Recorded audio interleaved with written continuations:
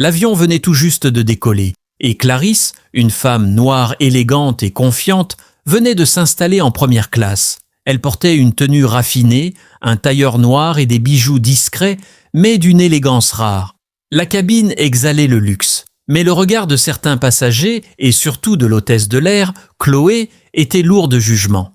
Dès que Clarisse s'assit, Chloé s'approcha d'elle d'un air condescendant. Avec un sourire forcé, elle demanda « Excusez-moi, madame, vous êtes sûre que vous êtes à votre place ?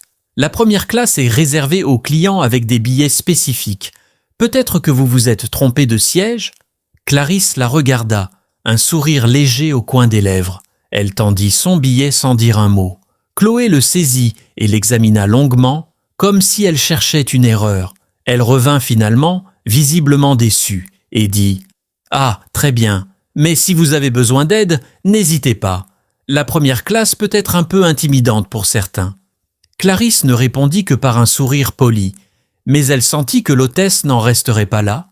Les minutes passèrent, et Clarisse essayait de se concentrer sur son livre, mais Chloé revenait constamment, toujours avec des remarques subtiles, presque méprisantes. Elle fit mine de vérifier que Clarisse connaissait les protocoles de sécurité, lui demanda si elle savait utiliser les écouteurs de luxe de la première classe et si elle voulait qu'on lui explique comment fonctionne le système de divertissement au cas où. À chaque intervention de Chloé, Clarisse demeurait calme, répondant poliment ou acquiesçant d'un signe de tête, sans jamais montrer d'agacement. Elle savait que l'hôtesse s'attendait à une réaction, peut-être pour la faire sortir de ses gonds.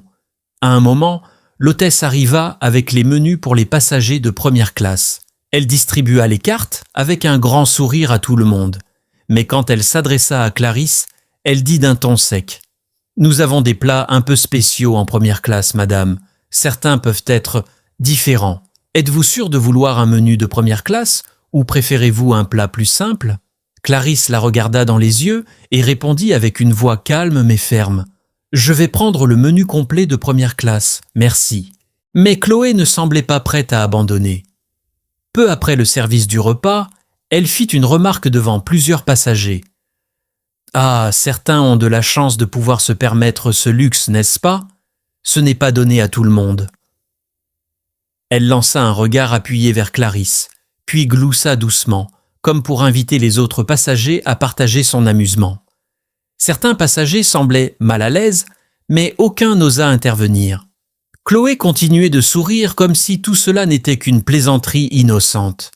Clarisse garda son calme tout au long du vol, même quand Chloé tenta une dernière fois de la piquer en lui demandant si elle savait que les vins de première classe étaient très rares et qu'elle devait en apprécier chaque goutte.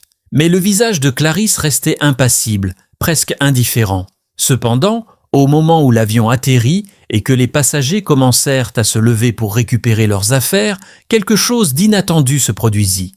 Le directeur de la compagnie aérienne, qui avait voyagé en classe économique pour une inspection discrète, s'avança vers Clarisse avec un grand sourire et lui tendit la main. « Madame Dupont, je ne savais pas que vous étiez à bord. Nous aurions fait en sorte de vous offrir un accueil plus chaleureux si nous avions su. Vous savez que notre compagnie doit une grande partie de son succès à vos investissements. Merci d'avoir choisi notre vol pour votre déplacement. » Chloé, qui observait la scène avec stupéfaction, devint soudain livide. Le directeur continua. « Madame Dupont est l'un de nos principaux actionnaires et elle a investi des millions pour améliorer la qualité de nos services. Grâce à elle, la première classe offre aujourd'hui ce niveau de confort exceptionnel. » Clarisse sourit en regardant Chloé, qui avait maintenant le visage blême. Le directeur se tourna alors vers l'hôtesse de l'air avec un regard sévère. « Chloé, je vais devoir discuter avec vous en privé après le débarquement. » Le silence dans la cabine de première classe était palpable. Certains passagers, qui avaient été témoins de l'attitude de Chloé, la regardaient maintenant avec mépris, tandis que d'autres jetaient des regards admiratifs à Clarisse. Clarisse, en se levant pour quitter l'avion, adressa un dernier regard à Chloé et lui dit calmement « Vous voyez, il ne faut jamais juger une personne à son apparence. Le luxe, ce n'est pas une question d'argent, c'est une question de cœur. » Elle quitta l'avion avec élégance, laissant derrière elle une hôtesse de l'air profondément humiliée et des passagers impressionnés.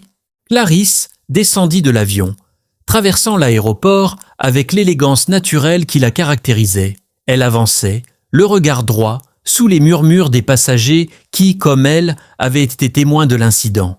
Tandis qu'elle marchait, Chloé, l'hôtesse de l'air, se retrouva face au directeur de la compagnie, qui l'attendait avec un air grave. « Chloé, votre comportement aujourd'hui était inadmissible. Cette femme est non seulement une cliente précieuse, mais elle représente les valeurs d'inclusion et de respect que nous prônons. Ce genre de comportement raciste est intolérable dans notre compagnie, et je crains que des mesures disciplinaires ne soient nécessaires. » Chloé, désormais sans voix, tenta de s'excuser maladroitement, mais le directeur ne l'écoutait déjà plus, son regard fixant l'hôtesse avec déception. Il savait que son entreprise ne pouvait se permettre d'avoir une employée aussi irrespectueuse, d'autant plus face à une cliente aussi influente. Pendant ce temps, Clarisse retrouva son chauffeur à la sortie de l'aéroport. Elle monta dans sa voiture de luxe, profitant du calme après ce vol agité. En regardant les paysages défiler, elle repensait aux nombreuses fois où elle avait été jugée pour la couleur de sa peau ou son apparence. Mais malgré cela, elle avait bâti son empire, prouvant à chacun que le respect et la dignité n'avaient pas de prix. De retour chez elle, Clarisse décida de ne pas laisser cette histoire sans suite. Le lendemain, elle contacta ses avocats pour informer la compagnie de son intention de porter plainte contre Chloé pour discrimination raciale. Elle savait que son action pourrait servir d'exemple et aider d'autres personnes à ne pas tolérer ce genre de comportement. Quelques jours plus tard, la nouvelle de la plainte fit les gros titres. La compagnie aérienne, soucieuse de préserver sa réputation, publia un communiqué officiel pour s'excuser publiquement auprès de Clarisse et annoncer que des mesures strictes seraient prises pour éviter tout incident similaire. Chloé fut immédiatement suspendue de ses fonctions. Grâce à cette action, Clarisse inspira de nombreuses personnes à prendre position contre les discriminations. Elle reçut des messages de soutien du monde entier, de personnes touchées par son histoire et encouragées par son courage. Finalement, Clarisse avait transformé une expérience humiliante en une leçon de vie pour tous. Elle savait que le combat pour l'égalité et le respect était long, mais elle était déterminée à poursuivre sa route avec la même élégance et la même détermination qui l'avait y menée jusqu'ici. Sa réussite, bien plus qu'une question de richesse, devenait un symbole d'espoir pour tous ceux qui, comme elle, avaient dû lutter pour leur place dans ce monde. Ainsi, ce qui avait commencé comme un vol ordinaire devint une leçon de dignité et de force. Et Clarisse, par son attitude et ses actions, montra à tous que le vrai pouvoir réside dans la capacité à transformer l'adversité en une victoire silencieuse mais éclatante. Clarisse, forte de cette expérience, décida de partager son histoire pour inspirer et sensibiliser. En publiant un message sur ses réseaux sociaux, elle encouragea ses abonnés à rester dignes face aux préjugés et à ne jamais laisser les discriminations impunies. Cette histoire vous a touché ? Pour découvrir plus de récits puissants et inspirants, n'oubliez pas de vous abonner à ma chaîne YouTube. Rejoignez-moi pour des histoires qui font réfléchir et changent les perspectives.